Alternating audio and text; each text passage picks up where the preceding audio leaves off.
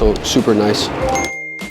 What I have right now is Septarian that's coming out of Madagascar. A lot of us may be familiar with the Septarian that's coming out of Utah or many other places around the world, but large in part, Septarian is going to be what you'd call a concretion, meaning that essentially they form at the bases of riverbeds. You can see that quality is amazing. You know, a lot of people call this dragonstone, and the reason that they call it dragonstone is because it apparently has like what looks like dragon scales to it. When you see these banded lines in here, most likely what these banded lines are going to be filled with are aragonite and calcite. So if we take like a UV light, we can see that they fluoresce like this greenish color, and that's from the calcite. You know, you see a lot of people trying to sell based off of energetic qualities of stones. Like, for example, people are calling this the dragonstone, right? Like, what does that have to do with anything? More importantly is, you know, you have to trust the quality of your material and the sourcing of your material and the vibrancy of your material over kind of like a speculative backdoor narrative. The concretions, which are kind of like what you would call a vug, and a vug in mineralogy is a cavity. So the concretions, they form and they have these vugs, these lines here that eventually get filled with calcite and aragonite, and inside you have the goethite. For me, what I'll do with a client is, instead of saying, hey, this is the dragonstone, it's so mysterious, you need this mysterious stone that has like dragon energy, which it has nothing to do with, it's a concretion. But what I will do is, sometimes people don't know, and I will iterate a narrative to them. For example, right now with Septarian, a lot of the mines in Madagascar are shut down or closed down because the government over there is taxing the miners heavily. So there's really not much that they can do. We're seeing a lot of the miners pausing and halting work, which means that the price of this stuff is going to get inflated and be driven up. So it's nice when you have someone like myself who's willing to tell you that information and be honest about it and not just use some sort of like bad sales pitch. So this is really cool, but let's unpack a couple of pieces and see if we can find some like really good ones. That's nice. Another thing that's important and people might not think is like worth the time doing, but we recycle all of our paper. So whenever we unpack stuff, we flatten it out like this, and then we reuse it to pack orders. And this way we save, you know, tons of paper. One of my favorite things to do is unpack material still. I still heavily enjoy unpacking material.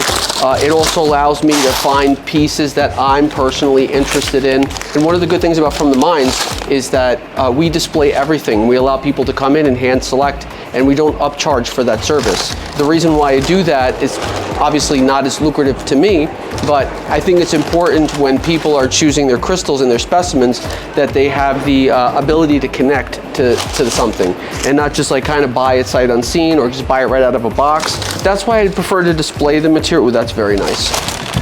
You can see actually inside of there, it looks like there is some calcite crystals that formed inside. And those calcite crystals should also UV. This is a really nice, this is a rock that I'm going to most likely hold on to. That's the kind of stuff I'm personally looking for because that is what will hold its value the best. So by holding on to that material in 5-6 years from now, when I go and I unpack that, it's probably going to be worth close to double what it's worth right now.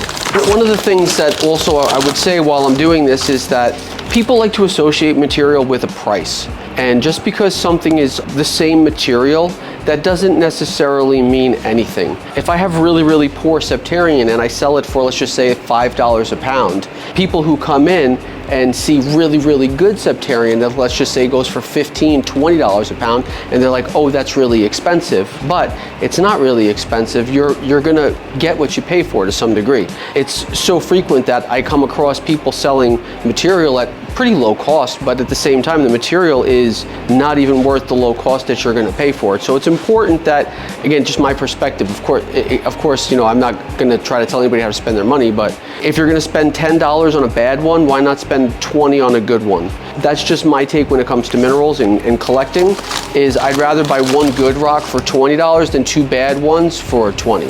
And also it's one of those things where I would say that even if you're on the retail side of things, let's just say you're buying 4 pieces, I still encourage people to hold on to the best one or the best 2, because the price of minerals just keeps going up, and good quality minerals are so hard to source now. So anything you find that's like really good quality, if you're not desperate to sell it, I highly recommend like holding on to it. I think the thing that happens to a lot of sellers when they first get into business is that you know, they get very wrapped up into the I need to sell, it needs to happen. There's nothing wrong with allowing your minerals to appreciate. Also challenging is if you don't have the storage for it, you know, but a lot of people, what they can do is they can just, you know, take stuff and put it in a garage, and you can just like store like a couple of boxes in a garage of like your really best stuff. And I've always said this, but it's important that you revisit the collection at least once a year. Whatever it is you're holding on to, whatever is in your collection, you revisit it, because what happens is as you get into the industry and as you get into the business, you learn more and more as you go. And so, you know, you might unpack something like this and be like, oh my God, this is the best piece, I love it. And you go and you save it.